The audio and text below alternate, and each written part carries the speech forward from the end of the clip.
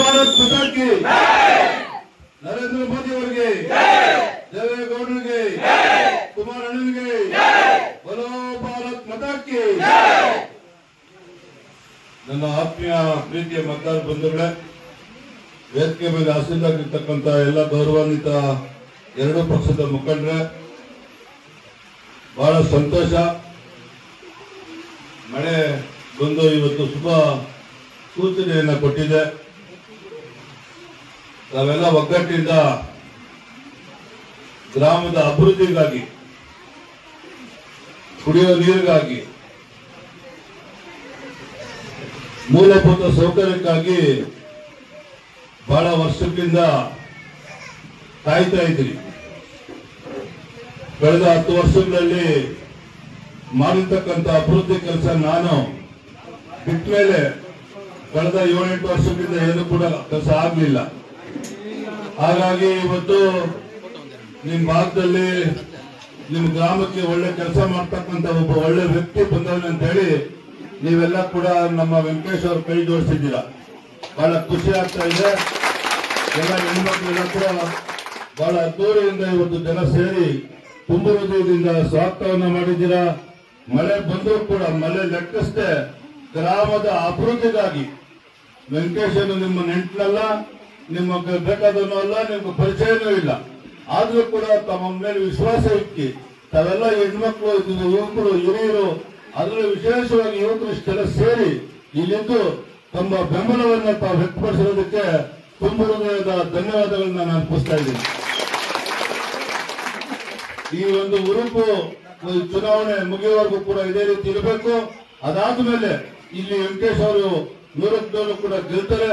ಆ ಒಂದು ವಿಶ್ವಾಸವನ್ನು ಅವರು ಕೂಡ ಮಾಡಿ ಆಕೆ ಈಗ ಏನು ಬೀದಿ ದೀಪ, ದೊಡ್ಡ ಲೈಟ್ ಅಂಟಿಸೋದು, ಕುಡಿಯೋ ನೀರು ಹಾಕೋದು, ಚರಂಡಿ ಮಾಡೋದು ಪಟ್ಟಣ ಪಂಚಾಯತಿ ದುಡ್ಡಲ್ಲೇನು ಮಾಡಬೇಕಾಗಿರೋ ಅವಶ್ಯಕತೆ ಏನು ಇಲ್ಲ. ಸ್ವಂತ ಜವಾಬ್ದಾರಿ ಹಾಕಿ ಮಾಡಾಕ್ತಾನೆ ಆತನ ಕೆಲಸನ. ಸಣ್ಣೂರಿದ್ದು ಬಹಳ ಸಣ್ಣೂರು. ಈಗ ನನ್ಗೆ 220 ಹಳ್ಳಿಗೆ ನಾನು ಯಜಮಾನ ಆದ್ರೆ 2 ಹಳ್ಳಿಗೆ ಯಜಮಾನ. ಯಾವ್ದೋ ಒಂದು ಅರ್ಧ ಸೈಟ್ ಮಾಡಿದ್ರೆ ನಿಮ್ಮೂರು ಅಭಿವೃದ್ಧಿ ಆಗುತ್ತೆ. ಬೆಂಗಳೂರಾಗ 3,000 ಹೋಗ್ತಾಯ್ತು ಹಳ್ಳಿ. 1,200 ಹಳ್ಳಿಗೆ ಒಂದು ಸೈಟ್ ಎಷ್ಟಾಯ್ತು? 36 ಲಕ್ಷ. 2 ಸೈಟ್ ಮಾಡಿದ್ರೆ 66 ಲಕ್ಷ ಆಯ್ತು. ನಿಮ್ಮೂರು ಹಬ್ಬ ಆಗೋದಿಲ್ಲ. ಹಂಗಾಗಿ ಹೆಣ್ಮಕ್ಳು ಎಲ್ಲ ಕೂಡ ಈಗ ಇದು ಶುಕ್ರವಾರ ಮಂಗಳವಾರ ಹಬ್ಬ ಆಯ್ತಲ್ಲ, 8ನೇ ತಾರೀಕು ವರಮಹಾಲಕ್ಷ್ಮಿ ಹಬ್ಬ. ಅದ್ ನಾನು ಹೇಳಿದ್ದೀನಿ ಏನ್ ಮಾಡ್ಬೇಕು ಅಂತ. ಹಬ್ಬ ಮಾಡ್ಬೇಕು ಈಗ ವರಮಹಾಲಕ್ಷ್ಮಿ ಹಬ್ಬ. ಹೀಗಾಗಿ ಹಬ್ಬ ಮಾಡ್ತೇನೆ. ಈ ಗಂಡು ಕಂಡಿದ್ದ ರೀತಿ ವರಮಹಾಲಕ್ಷ್ಮಿ ಹಬ್ಬ ಹಾಗೆ ಆಗುತ್ತೆ ಈ ಊರಲ್ಲಿ. ಮತ್ತೆ ಈ ನಮ್ಮ ಹಿರಿಯರಿದ್ದಾರೆ ಪಂಚೆ, ಅವ್ರನ್ನು ಕೂಡ ಕಡೆಗಣಿಸ್ಕೊಡ್ತಪ್ಪ. ಅವರು ಒಂದು 50 ಜನ 40 ಜನ ಅವ್ರೆ.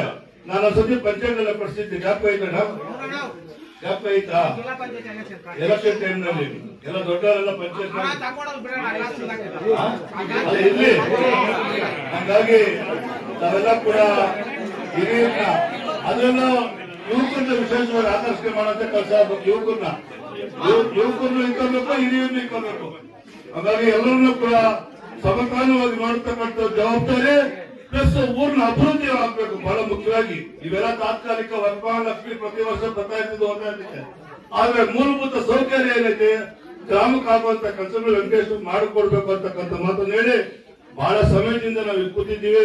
ನಮ್ಗೆ ಇನ್ನೂ ಅನೇಕ ಕೆಲಸ ಕಾರ್ಯಗಳಿರೋದ್ರಿಂದ ಈ ಒಂದು ಸಭೆಗೆ ಬಂದಿದ್ದ ತಮ್ಮೆಲ್ಲರೂ ಕೂಡ ಹೊಂದಿಸಿ ಈ ಒಂದು ಸಮಾರಂಭವನ್ನ, ಈ ಸಭೆಯನ್ನ ಮುಕ್ತಾಯ ಮಾಡ್ತಾ ಇದ್ದೀನಿ. ನಮಸ್ಕಾರ.